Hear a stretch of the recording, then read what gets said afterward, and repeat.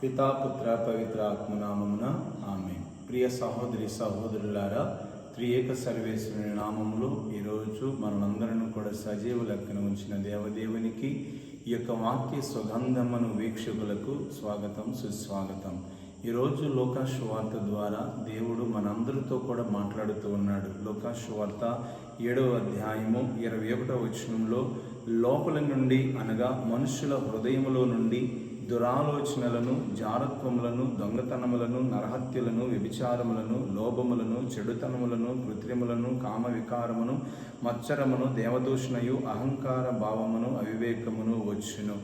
ఇవన్నీ ఈ చెడువన్నీ లోపల నుండి వెళ్ళి మనిషిని అపవిత్రపరచునని ఆయన చెప్తూ ఉన్నాడు. ప్రియ సహోదరి సహోదరులారా, ప్రతి మనిషి బయట నుంచి లోపలికి వెళ్ళే ఆహార పదార్థాలలో జాగ్రత్తగా ఉంటున్నాడు, కానీ హృదయంలో నుంచి ఉన్నటువంటి ఈ యొక్క మలినమైన దేవునికి వ్యతిరేకమైన పాప కార్యముల నుండి కాపాడుకోలేకపోతున్నాడు.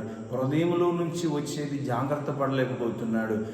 నోటి నుండి హృదయంలోనికి వెళ్ళే వాటి విషయమై ఆహార పదార్థాలలో జాగ్రత్త పడుతున్నాడు. కానీ ప్రతి మనిషి కూడా లోపల నుంచి హృదయమును శుద్ధి చేసుకుంటూ, హృదయాన్ని కడుక్కుంటూ 13 పాపాలు మన హృదయంలో ఉన్నాయని ప్రభు లోకాగా సువార్త ద్వారా మనతో మాట్లాడుతూ ఉన్నారు.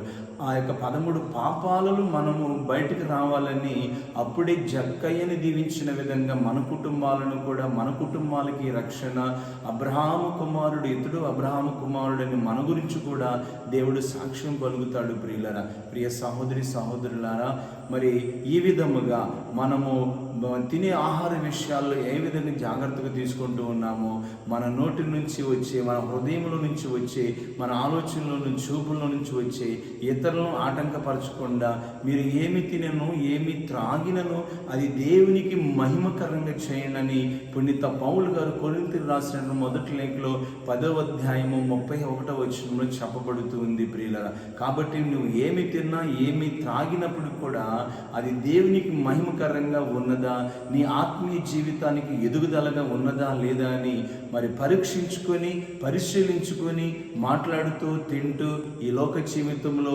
దేవుని రాకడకై వాక్యాన్ని నమ్మి, వాక్య సుగంధ పరిమళ జల్లులు సువాసనలో, ఆత్మీయ సువాసనలో మనం అందరం కూడా జీవించుదాం. పితా పుత్ర పవిత్ర ఆత్మనామమున ఆమేన్.